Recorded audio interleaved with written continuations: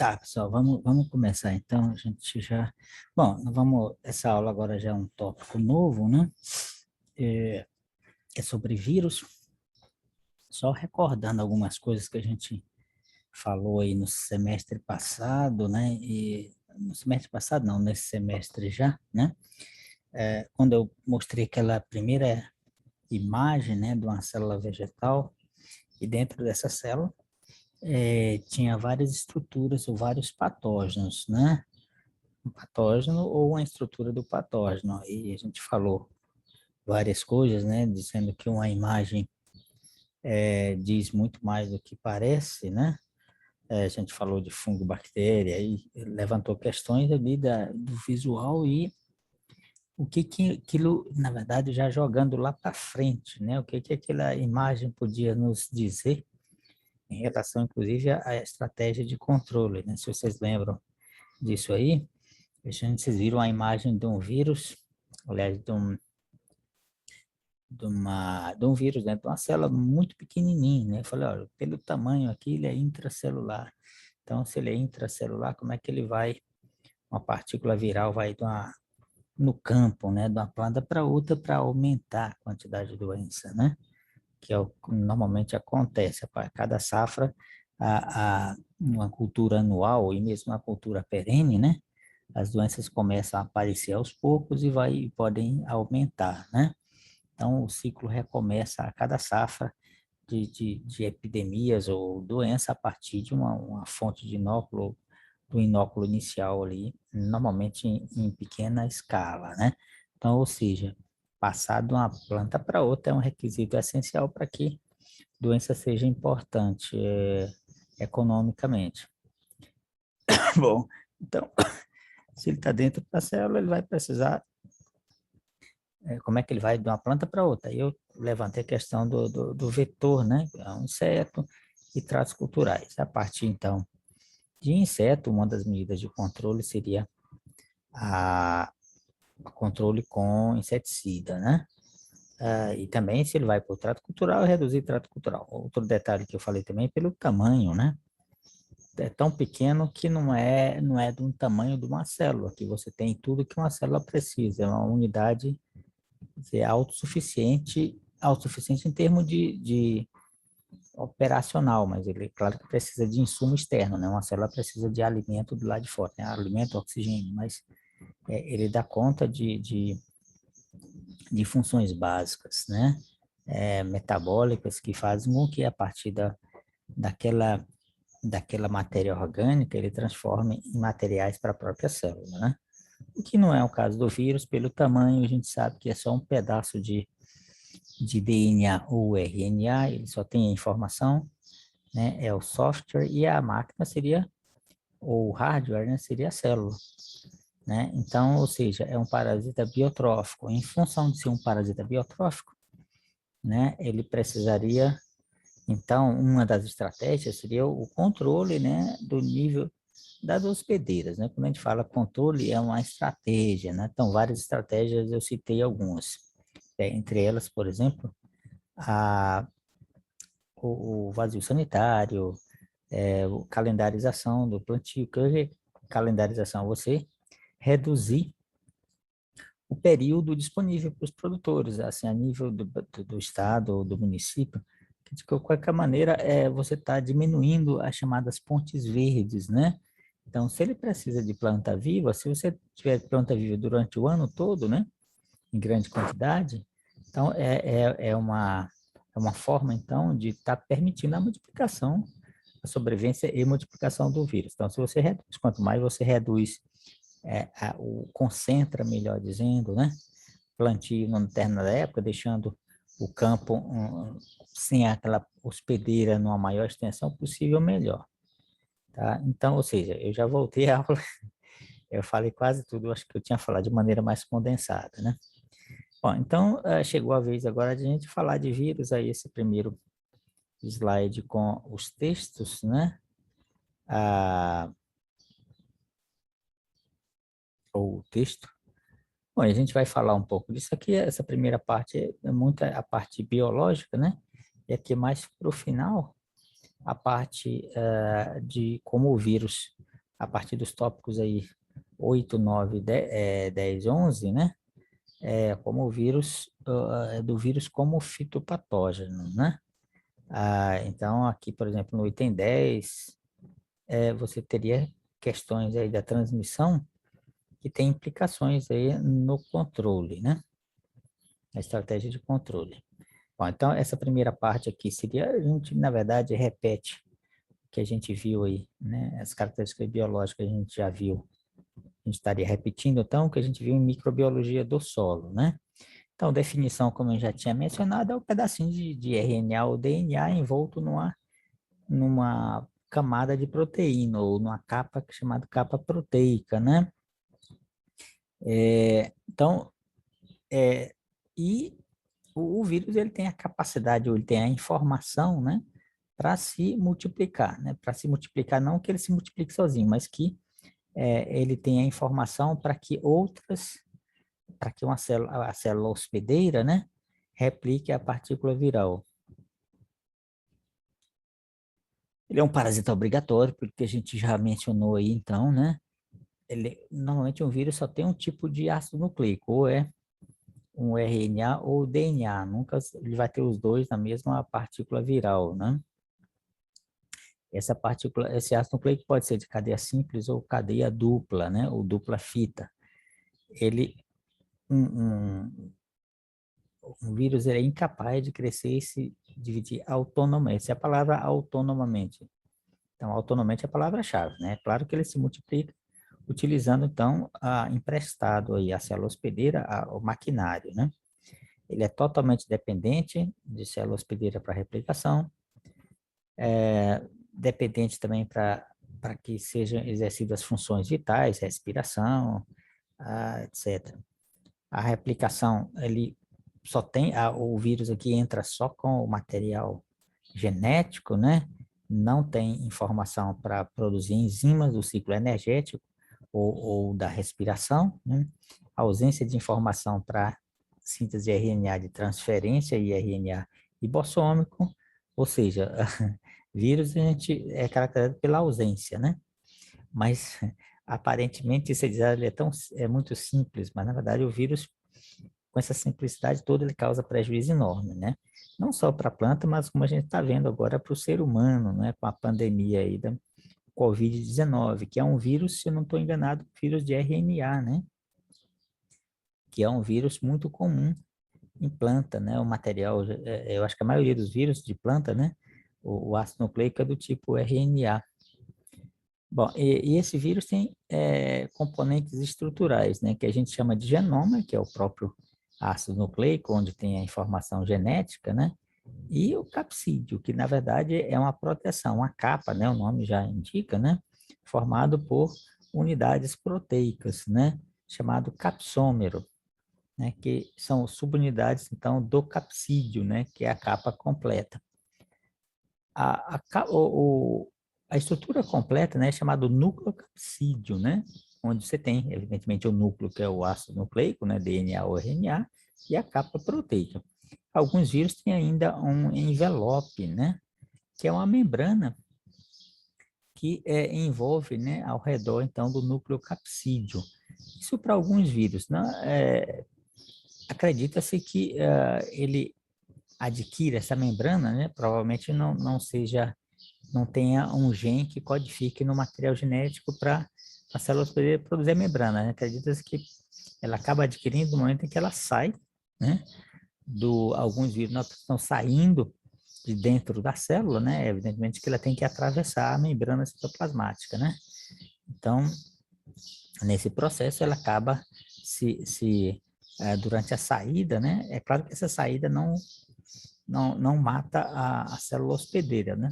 Provavelmente há um processo de envolvimento ali e ela depois a membrana se funde ali, se regenera, a membrana citoplasmática da célula hospedeira.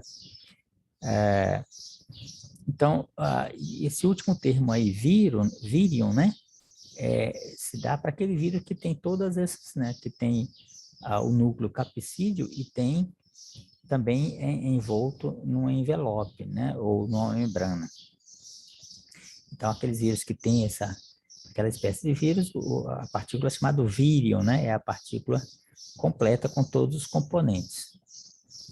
O ácido nucleico, como a gente já pode ser DNA ou RNA, de fita dupla ou de fita simples, pode ser linear ou circular. Em termos de genes, a gente tem aí de 1 a 12, né, que é comumente observado em vírus de planta, e para vírus que infectam insetos, né, que o inseto é um vertebrado, a quantidade é maior, né? Claro que aí para vírus que infectam vertebrados, infectam planta, né? Então a quantidade aí é maior de genes, né? O componente proteico, ele tem as funções, né? De formar a capa proteica, né? Função de proteção, e ele auxilia aí ou adere, né, à célula hospedeira no momento lá da infecção. Algumas dessas proteínas são enzimas, né, envolvidas aí na replicação do vírus. E ainda as proteínas têm funções, né, como permitir aí, né, envolvido na movimentação do vírus de célula a célula, e muitas vezes essa proteína é determinante aqui para que um determinado inseto seja vetor ou não daquela capa daquele vírus. Chegando mais um, Edilberto.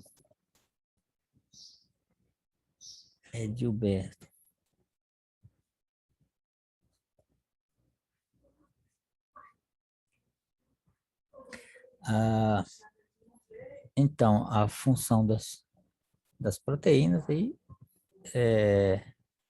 então ele media, né? Então essa transmissão aí por determinado vetor, ou seja, aquele vírus que tem determinado na capa proteica determinado tipo de proteína, né, de determinada espécie, funciona como uma chave, né, dizendo que o pulgão passa a ser um transmissor em função desse reconhecimento dessa chave proteica, né, desse componente proteico. Normalmente as interações, né, de vírus de planta ou vírus de inseto, ou mesmo o ser humano, né, quando uma determinada partícula vai entrar, ela só entra, esse vírus, né?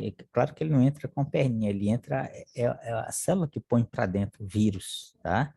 A gente tem que lembrar que vírus ele não tem flagelo como você tem uma bactéria ou alguns esporos de fungo, né?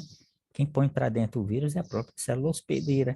E para isso, então, se o vírus tem uma proteína, que é a mesma proteína, vamos dizer assim, que a célula hospedeira tem, e essa proteína é importante para aquela célula hospedeira, ela põe o vírus para dentro, achando que, né, ela está pondo para dentro uma proteína que vai ser utilizada numa função vital. É como se o vírus enganasse, né, a célula hospedeira. Então, isso permite, por isso é que há uma certa especificidade. Determinado vetor, ele reconhece aquela proteína como uma proteína componente e que efetivamente né, é uma determinada proteína que tem no próprio, é importante para a célula hospedeira, aquele vírus tem e ela, opa, aqui essa proteína é minha, vamos dizer assim, né? Utilizando uma linguagem simples, né, para ficar melhor. Então ela vai põe para dentro aquele vírus, tá? Bom, outro componente é os lipídios, que faz parte aí daquele envelope ou membrana, né, que envolve o núcleo capsídeo.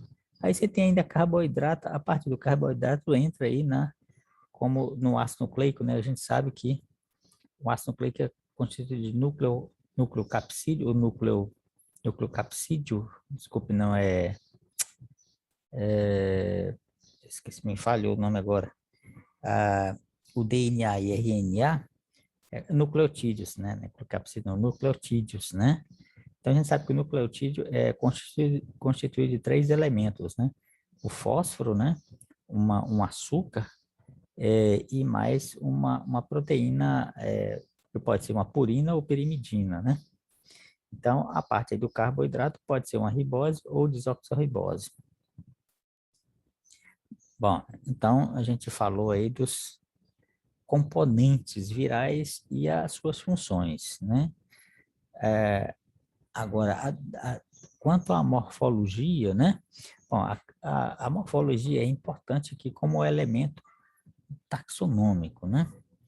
Bom, primeiro, o tamanho, né? Esse tamanho é muito pequeno na ordem aqui do nanômetro, né? O nanômetro, você pega, vamos dizer assim, um micra, né? Tá, então vamos começar do micra. O micra é 1 milímetro, divide em 1000 partes, né? Aí você tem cada parte, cada milésima parte do micra é um... Ah, tá, não, peraí. Cada milésima parte do milímetro é o micra, né? Então, só para a gente ter uma imagem, você pega na régua ali, você vê aquele milímetro, né? E divide em 1000, né? Então, cada partezinha daquela ali é o micra, tá? O nanômetro é muito menor ainda. Você pega o micra e divide por 1000 também, 1000 partes, ou seja, né? Muito pequeno. Nem o microscópio óptico comum consegue ter esse nível aí de resolução, tá? Você não vê um vírus com um microscópio comum, você tem que usar microscópio especiais, né? Microscópio eletrônico, que tem essa capacidade aí. Ah, então, bom, e um nanômetro, bom, aí tem vírus que vai de 1 nanômetro, né, até 2000, né, são os grandões, né, grandões a gente fala em termos de vírus, né, porque esse 2000 nanômetros, se não estou enganado aqui nas contas, seria 2 micra, né, que é próximo aí do menor diâmetro de uma bactéria, quer dizer, o maior vírus é tamanho de uma bactéria pequena, né, do menor diâmetro de uma bactéria. Bom, a arquitetura do vírus a gente, né, vai ver lá na frente, né? Então, em termos de dimensões, né, é isso aí, né? Já de cara, né, é complicado você trabalhar, é complicado não, você, para você ter ferramentas para isso, né? Só algumas universidades ou institutos, né? Porque é muito caro o microscópio eletrônico, não tem em qualquer lugar, né? Então, para você estudar a morfologia, evidentemente, já é complicado. Algumas poucas instituições têm a capacidade. Bom, então, em termos de morfologia, a gente tem aqui vírus sem envelope, você tem aqui o A, né? Vírus sem envelope, você tem vírus com envelope, tá. Então, tem duas grandes, primeiramente, né? Duas grandes categorias, vírus sem envelope e vírus com, né? Dentro do vírus sem envelope, a gente tem ainda os alongados, né? E você tem vírus poliédricos e vírus quase isométricos ou baciliformes. E vírus baciliformes, né? Então, vamos lá. Vírus sem envelope. Os vírus alongados são na forma de bastonete rígido, né? Ou flexuosos. Tem simetria helicoidal. E você tem alguns gêneros que a gente tem lá na frente. A gente não pede que vocês decorem de maneira. Normalmente, eu não faço uma pergunta que exija que você decore isso aí. Você tem vírus, então, dentro ainda do sem envelope, você tem vírus poliédricos ou esféricos, né? É da forma mais ou menos arredondada, né? Um poliedro é um negócio próximo aí da esfera, né? Então, você tem de 70 a 80 nanômetros de diâmetro para esses vírus, essa variação, e alguns gêneros ali que a gente vai passar lá na frente. Você tem vírus quase isométricos baciliformes, né? Com diâmetro de 30 a 35, do gênero Hilarvírus, e baciliformes, né? Que formam um bastãozinho, né? Que vai ter aí alguns gêneros, alfamovírus e badinavírus. Bom, quanto ao vírus com envelope, né? A segunda grande categoria, a gente tem aí mais ou menos as mesmas terminologias, né, ou próximas, né? Esferoidais, né? É uma esfera, evidentemente. de 80 a 120 minutos de diâmetro. A gente tem o toxoplasvírus. O toxoplasvírus é um gênero importante para nós, porque dentro desse grupo aqui a gente tem o vírus do tomate, o vírus do vira-cabeça do tomateiro, né? Que é importante, que eu falo para nós, inclusive, sudoeste goiano, né? A gente já montou experimento aqui há tempos atrás com tomate industrial, né? E houve uma alta incidência aqui do vira-cabeça do tomateiro, né? E é relativamente comum você ver nas nossos mineiros mesmo, já tá aí, que a gente anda nesses hortinhas, né? Você vê a incidência aí dessa virose. Então, caso, né, caso a gente plante em grandes extensões, um dos problemas que a gente já de cara tem que se ater, muito provavelmente, é com os toxoplasvírus, tá? O vira-cabeça do tomateiro, esse grupo aí é transmitido por trips, né? Um insetinho bem pequeno, mas dá para ver ainda a olho nu, né? Aí você tem o segundo grupo aqui dentro do vírus com envelope, é baciliformes, forma de bastão, né? Você tem as dimensões aí, alguns gêneros.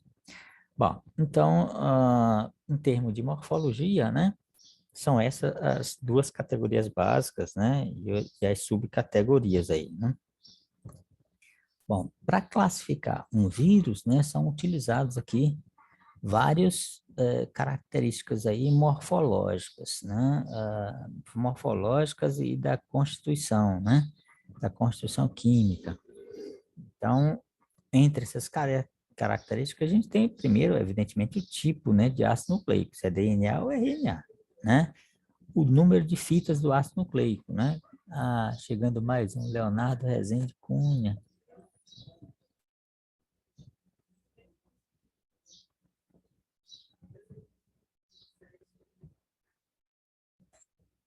Rezende, opa, parece que já. Cadê o Leonardo Rezende? Começou aqui. Parece que já caiu, já caiu. Ele solicitou aqui a admissão, mas caiu, que não aparece mais para mim. Espera aí. Finalizado em 10 minutos, tá? Tá, então vamos continuar. Não apareceu aqui. Tá, então essa é a informação, se o ácido nucleico, tipo, né? Realmente é a informação importante, é o número de fitas, né? Se é de fita simples ou fita dupla, né? Quando é fita simples é chamado monocatenário, quando é de fita dupla é chamado bicatenário, né? Então, tanto o vírus que é de RNA ou DNA, ele pode ter realmente a fita simples ou fita dupla. O peso, né, em termos de percentagem, né, do ácido nucleico em relação à partícula total, também é uma informação aí utilizada na taxonomia. O peso molecular, tamanho, forma da partícula, né, a forma da partícula pode ser isométrica, alongada, então são características taxonômicas, né, utilizadas aí na classificação. Presença ou ausência de envelope, características físicas, químicas, biológicas e antigênicas da parte. Características antigênicas, para você trabalhar isso, basicamente você purifica o vírus, inocula em coelho e se extrai os anticorpos, né, produzidos para aquele vírus, né? Então, gama de hospedeira é uma informação importante aqui do ponto de vista do controle, né? Quais plantas aquele vírus infecta, né? Então, isso é importante para a estratégia de rotação de cultura. A forma de transmissão também é extremamente importante, né? Se é transmitido por semente, se é transmitido por inseto de maneira persistente ou semi-persistente, se é transmitido por tratos culturais, né? Bom, a nomenclatura é um pouco diferenciada dos demais organismos que a gente viu até aqui, né? A gente vê sempre o nome científico de um fungo, de uma bactéria, com uma junção de dois nomes, né? Fusarium solane, né? A gente sabe que o primeiro nome se refere ao gênero e o segundo se refere à espécie, né? Então, no caso de vírus, embora haja uma tentativa nesse sentido, né, para adotar os nomes dos vírus da mesma forma que se usa para fungo e bactéria, e nematóides e outros organismos, né? Ainda, vamos dizer assim, não pegou, né? Normalmente, os nomes dos vírus são nomes que se referem ao sintoma, como a gente vai ver lá na tabela, né? Alguns deles, se refere ao sintoma, e o tipo de sintoma que provoca, né? Mosaico e a hospedeira, né? A mosaico bolhoso do tomateiro, ou mosaico dourado do feijoeiro. É, então, então, são nomes, vamos dizer assim, são expressões, vamos dizer assim, né? Que às vezes pega aí 3, 4 palavras, né? Como a gente vai ver lá na tabela. Bom, bom, pessoal, nós vamos terminar essa sessão, vamos ter mais uma, né? Como a gente sempre faz, para não... bom, vamos falar um pouco agora de replicação viral, né? A gente falou que, diferentemente dos outros organismos, ele é totalmente dependente, né, de uma célula hospedeira. Então, aí ele só tem a informação e tudo mais é provido, né, pela célula hospedeira. Ele não consegue penetrar de maneira ativa, né, mas ele penetra, né? E essa penetração se dá por ferimentos naturais, né? Bom, ferimentos naturais, quer dizer, ferimentos provocados, quando chama ferimentos naturais, ferimentos provocados por insetos, tratos culturais, né? Em que, no caso do inseto, ele já coloca o vírus já dentro lá da célula, né? Muitas vezes pode ser dentro também do floema, de uma célula ali do floema, né? No caso de vírus sugador. E outras vezes pode ser naquelas células, quando ele vai perfurando para penetrar no floema, ele vai perfurando também as células ali da epiderme, né? Da folha. Então ele já coloca lá dentro do sistema. Então, a primeira fase, né, etapa, a replicação, evidentemente, que é a penetração, né?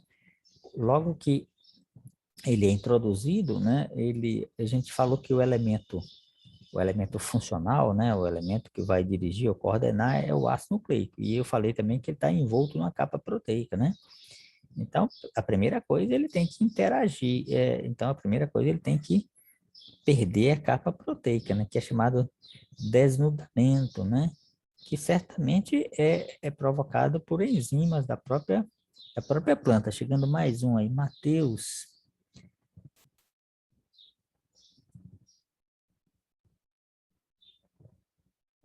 Mateus. Bom, Mateus, parece que tem dois Mateus aí. Você qual é o Mateus aí que entrou aí? Que colocou só Mateus? Depois ele fala aí. Ô, Mateus, você tá me ouvindo aí? Você só precisar do seu nome aí completo, né? Ou nome, pelo menos dois nomes. Acho que tem dois Mateus aí na turma de vocês. Tem o Mateus Negre e Mateus. Acho que é Mateus Negre. Ele tem que responder aí. Então coloca não. A nossa turma não tem Matheus Negri, não, filho. Tem não? É de noite. Só tem um Mateus? Então tá bom. É o Matheus Satoshi. É O o Negri é à Satoshi. noite. Tá. Satoshi. Tá, tá. Não, então tá certo. Eu tenho que imprimir aquela lista do nome de vocês, acaba porque... Bom, então vamos lá. Como eu falei, ele precisa ser liberado, ele precisa interagir o ácido nucleico, né, para trabalhar, né? Então, ele precisa ser liberado. Muitos vírus também, ele já contém uma enzima, né, que é o responsável pela fase inicial aí, de replicação da partícula viral. Mas, de qualquer maneira, então, ele precisa perder essa capa proteica, que, como eu falei, é resultado da digestão das enzimas da própria célula vegetal, né? Bom, cumprir essa etapa, né? Esse ácido nucleico, junto com as enzimas apropriadas, né? No caso, se for um vírus de RNA, a RNA polimerase, né? Ele vai começar a duplicar, né? Se vocês lembram, quando é o mesmo processo de duplicação do DNA ou do RNA, que a gente deve ter visto já na biologia que acontece para em cada célula, né? Seja num animal, num vegetal, né?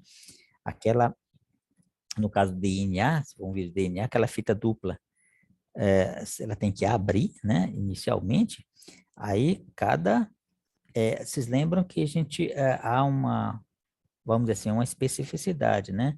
A, entre as purinas e as pirimidinas, que é a parte proteica. Então, a adenina se liga à timina e a guanidina com a citosina, se eu não estou enganado, mas tudo bem, essa informação agora não é importante, mas o importante aqui é a gente saber que existe uma molécula de proteína se liga só na outra. Então, você tem uma fita aqui, na parte da fita que tem aqui a timina, a outra fita que vai se juntar é a adenina, né? Essas ligações são por pontes de hidrogênio. Então, isso garante que, a partir de uma fita simples, quando a fita dupla se abre, você vai ter duas fitas simples. Os nucleotídeos vão se recompondo ali a partir se ligando, né?